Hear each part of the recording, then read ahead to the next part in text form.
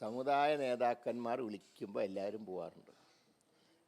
എന്നെയും വിളിക്കാറുണ്ട്, ഞാനും പോകാറുണ്ട്.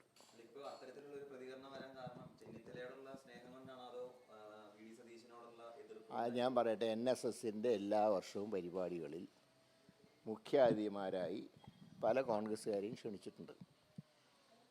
90 ജനുവരി 2 ഞാൻ ചടങ്ങിൽ, അന്ന് രാജീവ് ഗാന്ധിയാണ് ഉദ്ഘാടനം ചെയ്തത്.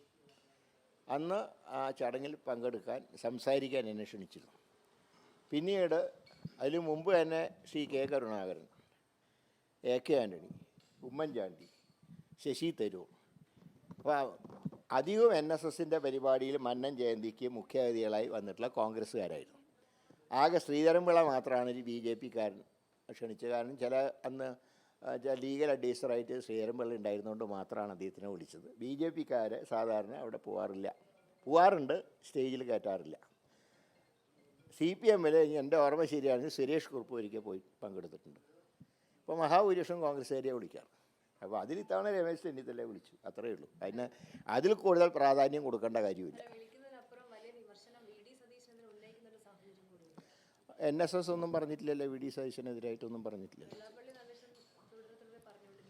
അദ്ദേഹം എല്ലാവരും പറയാറുണ്ട്.